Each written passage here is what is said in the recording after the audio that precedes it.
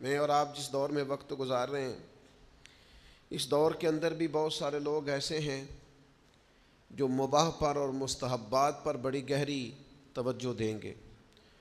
اردو کا ایک محاورہ ہے کہ ہاتھی نگل جانا، مچھر کو چھانٹ ڈالنا۔ ہاتھی پورا کھا گیا ہے اور مچھر آیا ہے تو مچھر کو پیچھے ہٹا دیا۔